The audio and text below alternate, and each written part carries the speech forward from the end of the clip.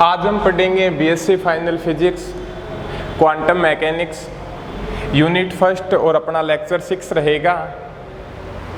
और आज हम डिस्कस करेंगे पैराबैंगनी विपद और पैराबैंगनी अनियमितता के बारे में। जो हमने रेलेजेंस का नियम पढ़ा था और उस नियम के अकॉर्डिंग हमने जो वर्णक्रमीय ऊर्जा घनत्व की वैल्यू को फाइंड किया था, या जो तरंग दैर्ध्य के रूप में या आवर्ती के रूप में जो ऊर्जा घनत्व की वैल्यू फाइंड की थी, वो जो कृष्णिका के जो प्रायोगिक ग्राफ है उसको सेटिस्फाई नहीं करते थे। तो इस कंडीशन के अंदर जो पैराबैंगनी विपद है या अनियमितता है, बोल सकते हैं भी, जो कृष्णिका के जो प्रायोगिक ग्राफ को जो रेलेजेंस का वक्र सेटिस्फाई नहीं करता था, उस कमी को बोलते हैं पैराबैंगनी अनियमितता। तो यहाँ पे हमने एक चीज ये फाइंड की थी, यू न्यू इक्वल टू आया था अपने न्यू स्क्वायर होता है, और इस को ही बोलते हैं हम पैराबैंगनी विपद अनियमितता। भी बहुत बार एग्जाम में पूछा जाता है पैराबैंगनी अनियमितता के बारे में। और जो ऊर्जा घनत्व दिया हुआ है यहाँ पे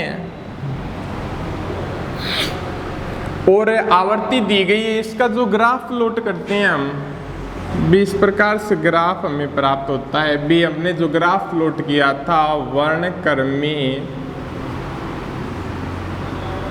ऊर्जा घनत्व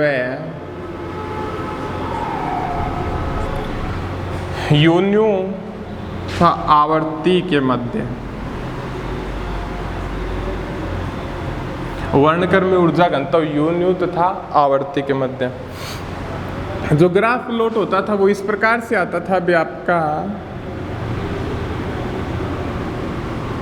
ये तो था आपका प्रायोगिक ग्राफ, कृष्णिका का प्रायोगिक ग्राफ, और जो इसका रेलेजेंस का ग्राफ प्राप्त होता था, हम डॉट डॉट से दर्शा रहे हैं।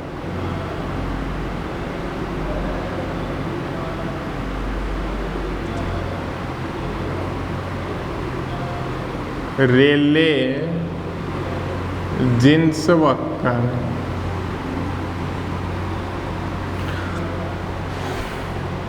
कोई टेम्परेचर पर मान लो, ठीक है।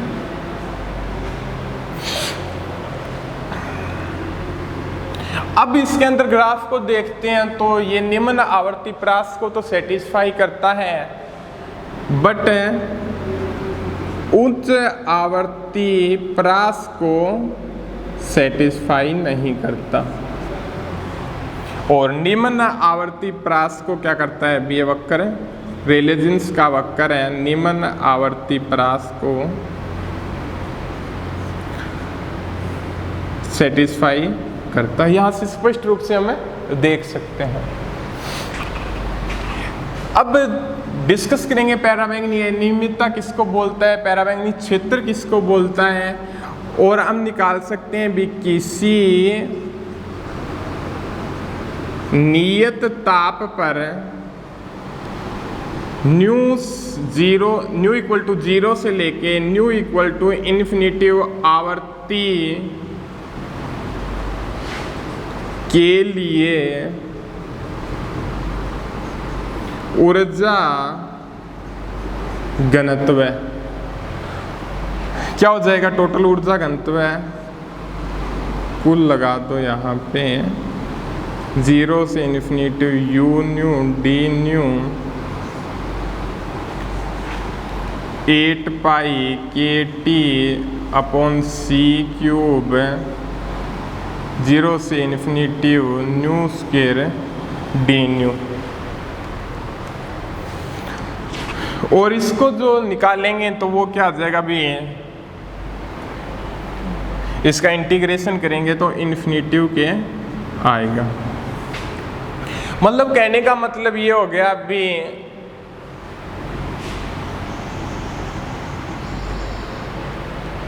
उच्चतम आवृत्ति पर, उच्चतम आवृत्ति पर लिमिट क्या होगी? 0 से लेके इन्फिनिटिव तक बता रहा है आवृत्ति की वैल्यू। उच्चतम आवृत्ति पर वर्णक्रमी ऊर्जा घनत्व का मान अधिकतम होना चाहिए।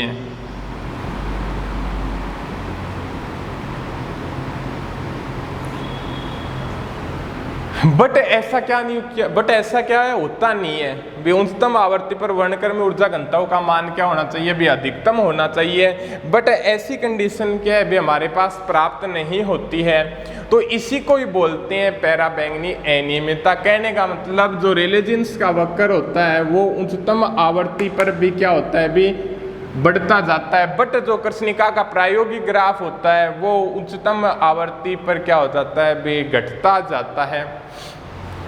तो ऐसी कंडीशन क्या होगी भी इसको सेटिस्फाई नहीं करती, और इस कमी को ही बोलते हैं हम पैराबैंगनी अनियमितता। और जो इसको एरिया को बोलते हैं जहाँ पे अनियमितता आती है भी, ये जगह हो गई, उसको हम पैराबैंगनी क्षेत्र बोल देते हैं। ये हो गई भी आपकी पैराबैंगनी अनियमितता। अब डिस्कस करेंगे भी रेलेजेंस के वक्र और वीन के वक्र को डिस्कस करने के बाद हम डिस्कस करेंगे मैक्स प्लांक के बारे में। भी मैक्स प्लांक का जो क्वांटम सिद्धांत क्या था और उस क्वांटम सिद्धांत के अकॉर्डिंग उसने कैसे सेटिस्फाई किया, तो आज हम जानेंगे मैक्स प्लांक के नियम के बारे में। तो अब पढ़ते हैं मैक्स प्लांक का क्वांटम सिद्धांत या प्लांक की क्वांटम परिकल्पना।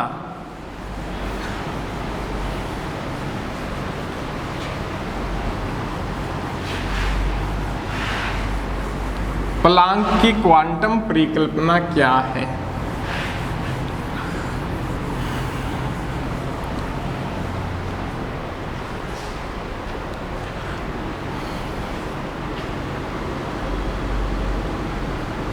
प्लांक की क्वांटम परिकल्पना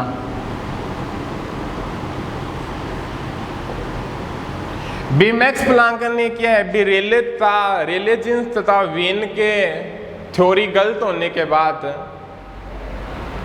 जो कृष्णिका के जो प्रायोगिक ग्राफ को सेटिस्फाई नहीं करती थी, उसके गलत होने के बाद एक नया सिद्धांत दिया 1900 के अंत में। एक नया सिद्धांत दिया, उस सिद्धांत को बोलते हैं प्लांक का क्वांटम सिद्धांत।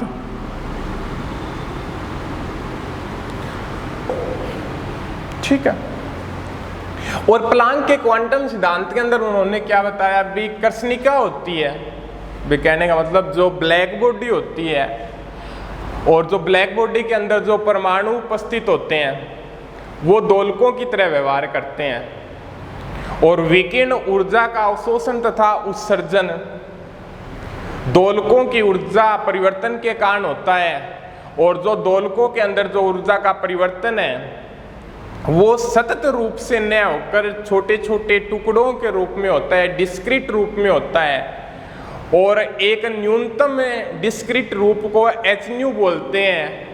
और या जो चेंज क्या होता है एच न्यू के गुणांक के रूप में भी क्या हो सकता है भी उनका दोलकों की ऊर्जा के परिवर्तन के अंदर चेंज हो जाता है।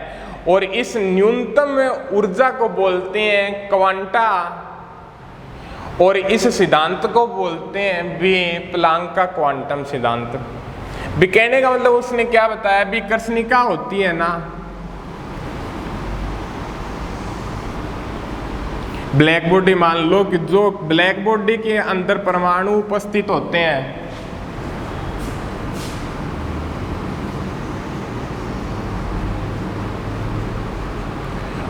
उन परमाणुओं को बोलते हैं दोलक। और दोलकों की ऊर्जा में परिवर्तन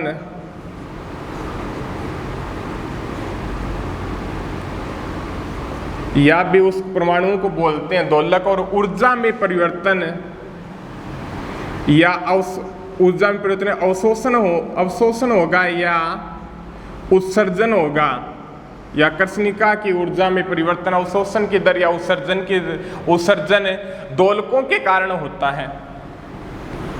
ठीक है, उसके आगे क्या बताया, और जो दोलकों के अंदर जो परिवर्तन होता है या जो ऊर्जा के अंदर जो परिवर्तन होता है कर्षणिका के अंदर, वो सतत रूप से न होकर डिस्क्रीट रूप से होता है या विविक्त रूप से होता है। छोटे छोटे टुकड़ों के रूप में क्या होता है भी, वो दोलकों की ऊर्जा के में जो परिवर्तन होता है वो छोटे छोटे टुकड़ों के रूप में होता है, और उस एक न्यूनतम टुकड़े का मान hν होता है, और जो चेंज होगा इसकी दोलकों की ऊर्जा में परिवर्तन होगा वो hν या इसके गुणांक के रूप में भी चेंज हो सकता है। और इस न्यूनतम ऊर्जा को बोलते हैं क्वांटा या क्वांटम या फोटोन, और ये इस न्यूनतम ऊर्जा को बोल देते हैं क्वांटा, क्वांटम या फोटोन। और जो ऊर्जा होती है वो hν, 2hν या 3hν के रूप में हो सकती है। बट मेन बात अपने सामने क्या है, जो ऊर्जा होती है वो जो चेंज होगा वो कॉन्टिन्यूज रूप से न होकर टुकड़ों के रूप में चेंज मानना है। अभी छोटे छोटे टुकड़ों के रूप में क्या होगा भी चेंज होगा, और एक न्यूनतम टुकड़े को बोलते हैं क्वांटा या न्यूनतम ऊर्जा मान लो इक्वल टू hν, और h यहाँ पे क्या है भी प्लांक नियतांक, और न्यू क्या है यहाँ पे दोलक की आवर्ती, और प्लांक नियतांक क्या हो जाएगा भी 6.62 गुना 10 की पावर -34 जूल सेकंड, ये इसकी वैल्यू हो जाएगी। ये हो गया बी क्वांटम सिद्धांत। बी जो दोलकों की कर्षणिका के अंदर जो दोलक उपस्थित हो गए उनकी ऊर्जा में परिवर्तन कॉन्टिन्यूस रूप से न होकर डिस्क्रीट रूप में होगा, छोटे छोटे टुकड़ों के रूप में होगा, और वो टुकड़े hν, 2hν, 3hν के रूप में हो सकती है। और सबसे छोटे टुकड़े को क्या बोलते हैं, क्वांटा, क्वांटम या फोटोन बोलते हैं। अब आगे डिस्कस करेंगे हम प्लांक की माध्य ऊर्जा, प्लांक दोलक की माध्य ऊर्जा।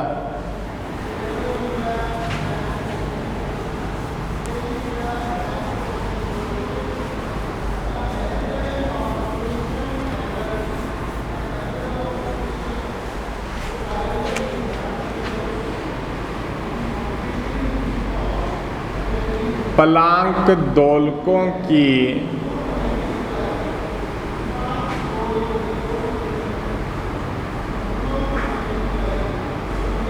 माध्य ऊर्जा।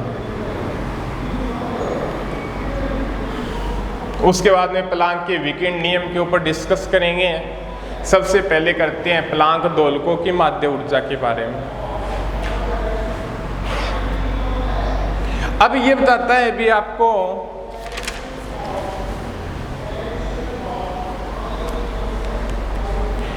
प्लांक दोलकों की माध्य ऊर्जा की गणना निकालने हेतु कर्षणिका को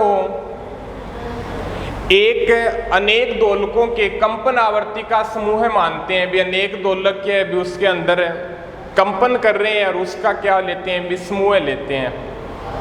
भी कहने का मतलब जो एक ब्लैक बॉडी होगी उसके अंदर जो परमाणु होते हैं वो क्या कहलाते हैं, दोलक कहलाते हैं। और वो दोलक क्या है भी कंपन कर रहे हैं, और उन कंपनों की क्या है भी ऊर्जा को, माध्य ऊर्जा को, मीन एनर्जी को क्या है भी हमें फाइंड करना है।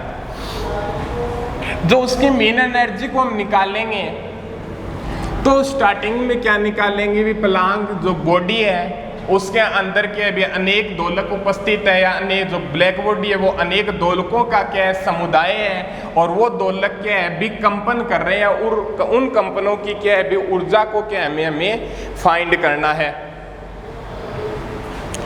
तो देखो भी मैक्सवेल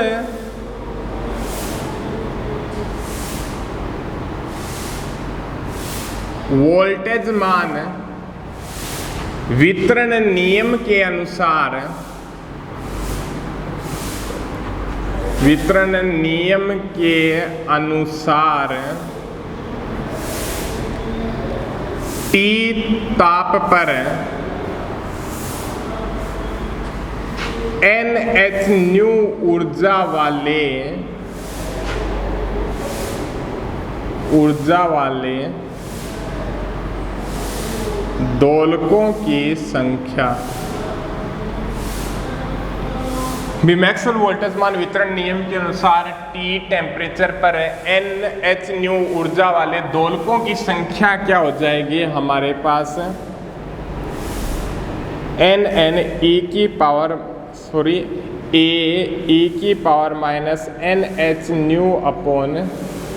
NH/kT। इसको मान लो समीकरण नंबर 1 और यहाँ पे K क्या है B, वोल्टेज मान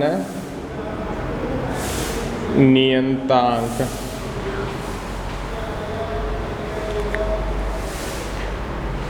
तो अब आगे देखेंगे NH ऊर्जा वाले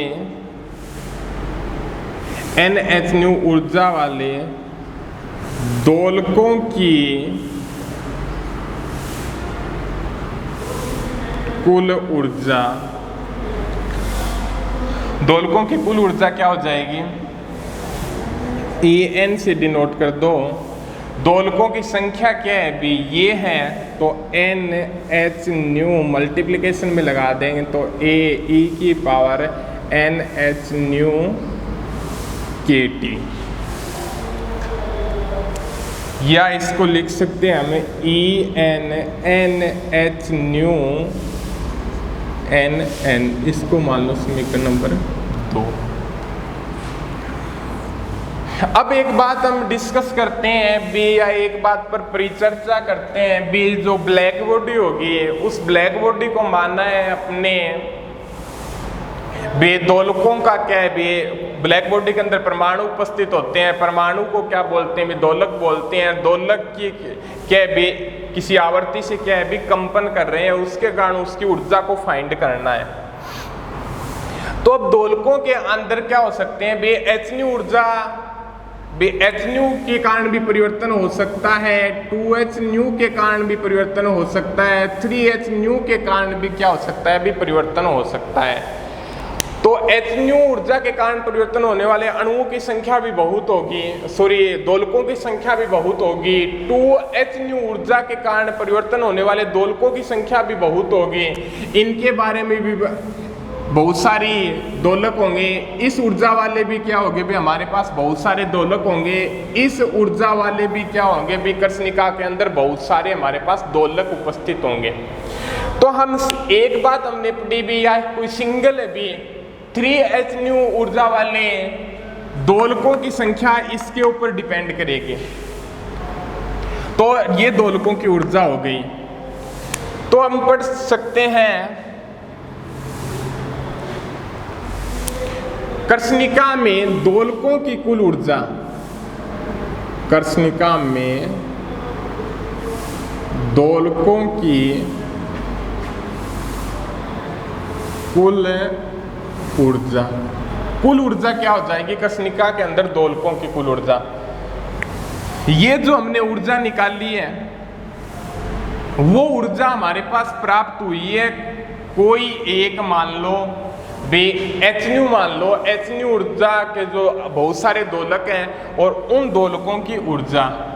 अब मान लो भी hν के भी बहुत है, 2hν के भी बहुत है, 3hν के भी बहुत है, 4hν के भी बहुत है, सारे हैं। तो कृष्णिका के अंदर दोलकों की सभी की मिला के कुल ऊर्जा क्या होगी भी, इसके मान लो 5 है, इसके मान लो 7 मान लो, इसके मान लो 10 मान लो, उसके 15 मान लो, 20 मान लो, ऐसे दोलक उपस्थित हैं। तो कृष्णिका में जो दोलकों की कुल ऊर्जा होगी उसको लिख सकते हैं हम टोटल है E से, और यहाँ से समेशन लगा देंगे n = 0 से लेके इन्फिनिटी तक है, और यहाँ पे NHν NN आ जाएगा। ये हो जाएगी टोटल दोलकों की कुल ऊर्जा। और कर्षणिका में प्लांक कुल प्लांक दोलकों की संख्या, कुल प्लांक दोलकों की संख्या क्या हो जाएगी हमारे पास है, n से डिनोट कर देंगे, n इक्वल टू 0 से लेके इन्फिनिटी n भी यहाँ पे n के ओनली एक ऊर्जा के कारण 3h के कारण मान लो या 4h के कारण मान लो, इसके भी 4h के भी 15 हो सकते हैं, ठीक है। तो टोटल के कारण निकालेंगे तो n इक्वल टू 0 से लेके इन्फिनिटी कर देंगे, तो इसके कारण भी बता देगा, इसके कारण भी बता देगा, इसके कारण भी बता देगा, इसके कारण 3 है, 4 है, 5 है, 8 है, 7 है, सबका टोटल आ जाएगा यहाँ पे। अब इतना डिस्कस होने के बाद अगला डेरिवेशन ही, हमको डेरिवेशन को फाइंड करना है, उसके कारण हमारे पास मीन एनर्जी आ जाएगी। तो लिखेंगे प्लांक दोलकों की कृष्णिका में उपस्थित प्लांक दोलकों की माध्य ऊर्जा, वो क्या हो जाएगी आपकी,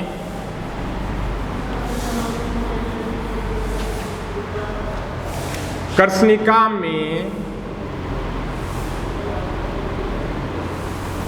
उपस्थित प्लांक दोलकों की माध्य ऊर्जा, कृष्णिका में उपस्थित प्लांक दोलकों की माध्य ऊर्जा क्या हो जाएगी, दोलकों की कुल ऊर्जा, दोलकों की कुल ऊर्जा अपॉन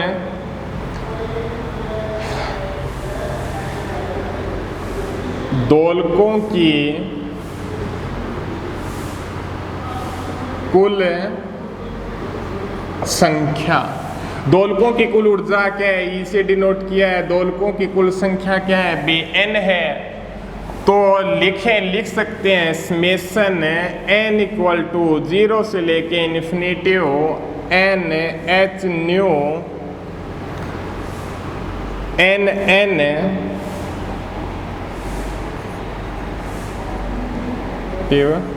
n n।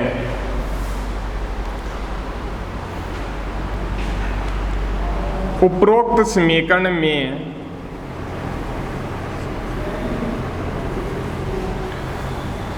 n का मान रखने पर क्या जाएगा आपके पास,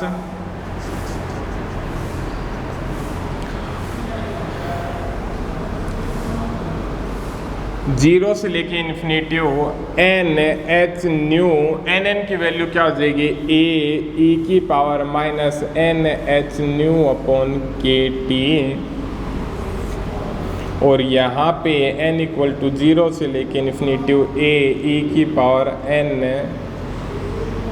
h new upon k t, ये हो जाएगा।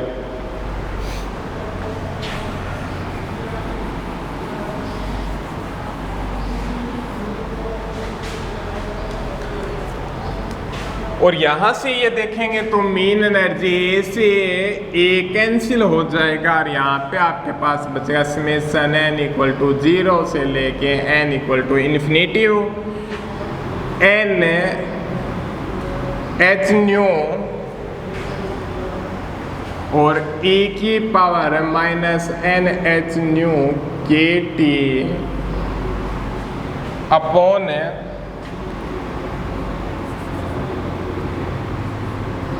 n इक्वल टू 0 से लेके n इक्वल टू इन्फिनिटी और e की पावर माइनस n, थोड़ा अच्छे से लिख, n h nu k t।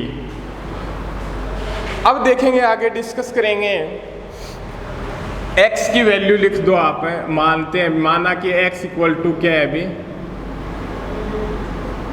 h new upon k t, तो ये क्या आ जाएगा अभी, मीन एनर्जी आपकी क्या आ जाएगी अभी, n इक्वल टू 0 से लेके इन्फिनिटी, एच न्यू की वैल्यू क्या आ जाएगी यहाँ पे x के टी, तो यहाँ पे लिख सकते हैं भी n x के टी और e की पावर माइनस एन एक्स, ठीक है जी। और नीचे n इक्वल टू 0 से लेके n इक्वल टू इन्फिनिटी, और ये क्या हो जाए e की पावर माइनस एन एक्स। या यहाँ से लिख सकते हैं अपने पास क्या आ जाएगा बी एक्स के टी n इक्वल टू 0 से लेके इन्फिनिटी n e की पावर माइनस एन एक्स, और n इक्वल टू 0 से लेके इन्फिनिटी e की पावर माइनस एन एक्स। ये आ गई आपके पास value.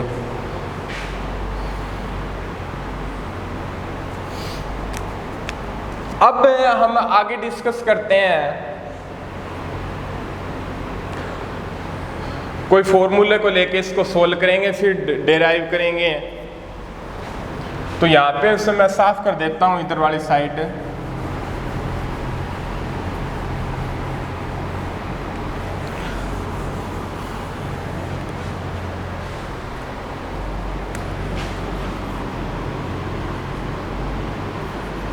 Summation n equal to 0 से लेके इन्फिनिटी e की पावर माइनस एन एक्स। ये क्या हो जाएगा e की पावर माइनस एन एक्स अपना 1 प्लस e की पावर, पहले 0 पुट किया x से e की पावर माइनस 2x से e की पावर माइनस 3x से लेके डॉट डॉट डॉट हो जाएगा। यहाँ तक हो जाएगा। अब आगे देखते हैं भी एक चीज मान लें, हमें एक फॉर्मूला पढ़ा होगा आपने, यहाँ पे बाद में साफ कर देंगे। 1 प्लस एक्स की पावर n क्या होता है 1 plus N x upon 1 factorial n minus 1 x की square upon 2 factorial n minus 1 n minus 2 x की cube upon 3 factorial dot dot dot होता है, ठीक है। अब मान लें भी 1 प्लस e की पावर माइनस एक्स की पावर माइनस 1 का क्या हो जाएगा, आप देखिएगा इसको अच्छे तरीके से। 1 प्लस n की वैल्यू माइनस 1, x की वैल्यू माइनस e की पावर माइनस एक्स, बी यहाँ पे प्लस मान लेंगे तो ये इसके माइनस के अंदर साथ में आ जाएगा। 1 फैक्टोरियल का 1 मान लो,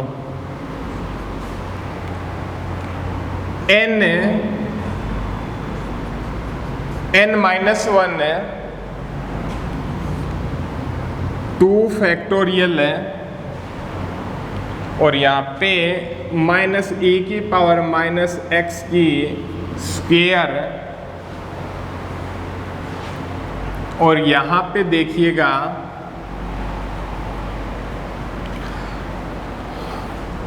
माइनस 1 है n माइनस 1 है n माइनस 2 3 फैक्टोरियल, और यहाँ पे क्या आ जाएगा माइनस e की पावर माइनस एक्स की cube.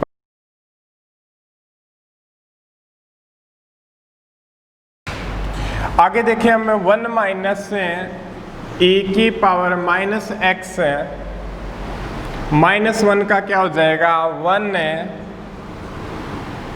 Minus minus plus e की पावर माइनस एक्स है, माइनस 1 है माइनस 2 अपॉन 2, और ये क्या हो जाए माइनस e की power minus 2x, sorry e की पावर माइनस 2x। माइनस किसके माइनस माइनस क्या हो जाएगा प्लस हो जाएगा। आगे देखिएगा -1 माइनस माइनस -2 -3 -e⁻−3x भी माइनस इंटू माइनस प्लस और प्लस इंटू माइनस माइनस 3 गुणा 2 डॉट डॉट डॉट, तो 1 -e⁻−x -1 क्या हो जाए 1 + e⁻−x, माइनस माइनस प्लस हो जाएगा, 2 से 2 कैंसिल हो जाएगा, तो e⁻−2x माइनस प्लस हो जाएगा, ये कैंसिल आउट हो जाएगा, 3 कैंसिल हो जाएगा, 2 कैंसिल हो जाएगा, e⁻−3x ये प्राप्त होती है। तो हम लिख सकते हैं भी ये जो बराबर होगी 1/1 e⁻−x के, भी ये फैक्टर है इसके बराबर होगा और इस फैक्टर का प्रसार भी क्या होगा भी इसके बराबर होगा। इससे आगे हम देखते हैं भी एक चीज तो ये निकल गई, साफ कर देता हूं भी ये एक्स्ट्रा पार्ट है।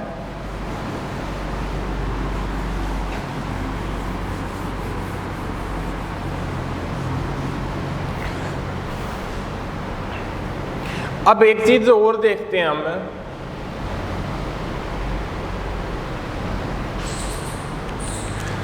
डेरिवेटिव करते हैं हम इस फैक्टर का समेशन n = 0 से लेके इन्फिनिटी e⁻−x का डेरिवेटिव करेंगे तो हमारे पास क्या प्राप्त होगा,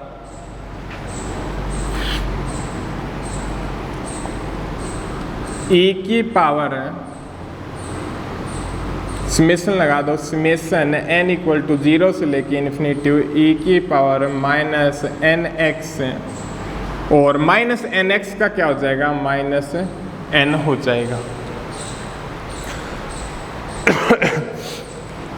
और इसके बराबर में ही हम लिख सकते हैं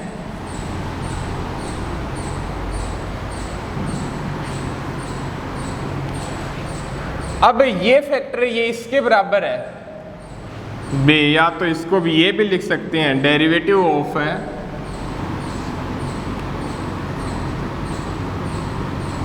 डेरिवेटिव ऑफ लिख सकते हैं हम 1/1 e⁻−x का।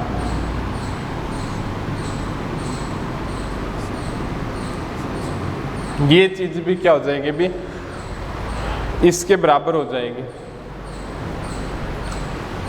तो इसको हम इस प्रकार से डेराइव करेंगे, बेस का हम डेरिवेटिव निकालते हैं,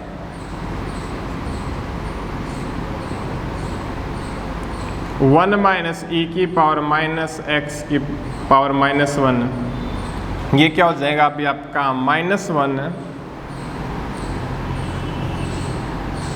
1 e⁻−x⁻2 इस फैक्टर का हो गया, 1 का क्या हो जाएगा 0 माइनस e⁻−x का क्या हो जाएगा e⁻−x और -x का -1, ये चीज़ प्राप्त होगी। आप अच्छे से इसका डेरिवेटिव करना और आपके पास रिजल्ट प्राप्त होगा, वो क्या हो जाएगा अभी -1/1 e⁻−x² माइनस से माइनस प्लस e⁻−x प्राप्त होगा। बेस का आप डेरिवेटिव करोगे तब। तो इस प्रकार यहाँ पे लिख सकते हैं 20 फैक्टर के बराबर क्या हो जाएगा n = 0 से लेकिन ये लिखने की कोई ज़रूरत नहीं है, -e⁻−x 1 e⁻−x²।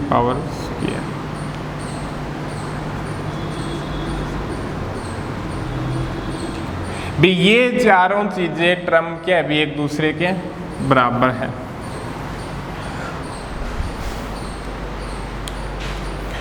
तो इसके अकॉर्डिंग हम इसको फाइंड कर सकते हैं भी जो मीन एनर्जी होगी प्लांक दोलकों की, जो माध्य ऊर्जा होगी वो क्या हो जाएगी भी आपकी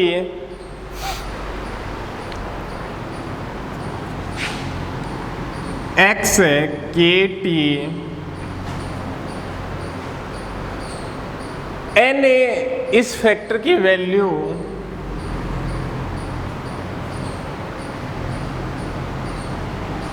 आपके पास क्या हो जाएगी, देखिएगा आप,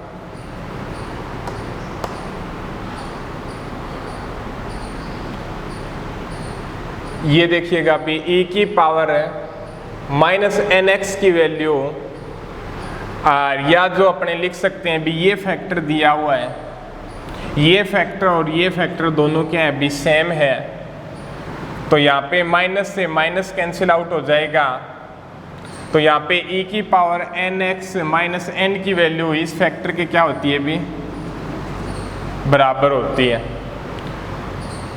तो यहाँ से माइनस कैंसिल होने के बाद हम लिख सकते हैं ये क्या हो जाएगा भी e की power minus x 1 minus e की पावर माइनस एक्स की स्क्वायर, ठीक है भी ये चीज़ रही, ये चीज़ दर्शाई गई है, इसकी वैल्यू क्या हो जाएगी इस फैक्टर के बराबर हो जाएगी। नेगेटिव से नेगेटिव के निशान क्या हो जाएगा भी कैंसिल हो जाएगा, वहाँ पे पॉजिटिव दिया गया तो यहाँ पे भी नेगेटिव से नेगेटिव कैंसिल, ये फैक्टर इसके इक्वल हो जाएगा।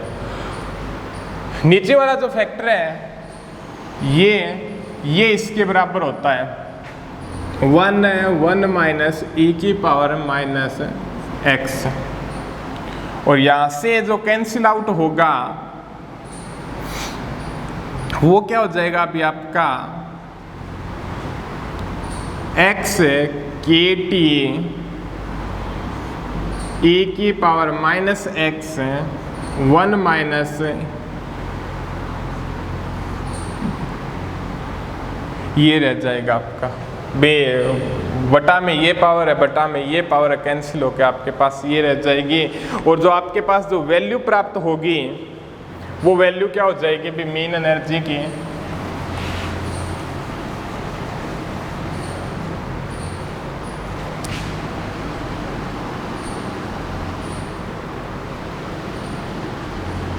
एक्स के टी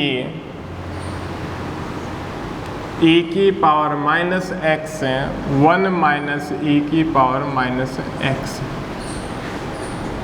प्लांक दोलकों की माध्य ऊर्जा, इसको मल्टीप्लिकेशन कर दो e की पावर x से, e की पावर माइनस एक्स e की पावर x, और नीचे करेंगे e की पावर x e की पावर माइनस एक्स e की पावर x, और इसकी जो वैल्यू प्राप्त हो जाएगी वो हो जाएगी आपकी x के टी अपॉन ये 1 हो जाएगा, e की पावर 0 हो जाएगी 1 हो जाएगी, और यहाँ पे e की पावर x अपॉन 1 हो जाएगा। अब इससे आगे देखते हैं, एक तो ये चीज़ प्राप्त होती है हमारे प्लांक दोलकों की माध्य ऊर्जा, और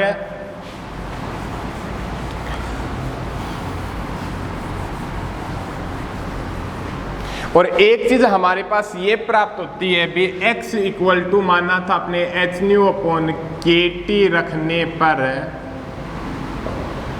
तो प्लांक दोलकों की माध्य ऊर्जा इक्वल टू x के टी की वैल्यू क्या हो जाएगी एच न्यू हो जाएगी, और ये आ जाए e की पावर एच न्यू अपॉन के टी माइनस 1। एक ये फॉर्म प्राप्त हो गई प्लांक दोलकों की माध्य ऊर्जा। और हमारे पास एक फॉर्म और प्राप्त होती है nu equal to C upon lambda, वो हमारे पास क्या हो जाएगी E H C upon lambda E की power H C upon lambda K T minus 1। एक चीज ये प्राप्त हो जाएगी भी H C upon lambda E की power H C upon lambda K T minus 1, और ये फैक्टर कहलाते हैं आपके प्लांक कर्षणिका के अंदर प्लांक दोलकों की माध्य ऊर्जा। इसका आगे बहुत सारा यूज है, एग्जाम में भी कई बार पूछा जाता है, तो इसे अच्छे से रिवाइज करें। अगले डिस्कस में करेंगे हम आगे वाले लेक्चर के बारे में।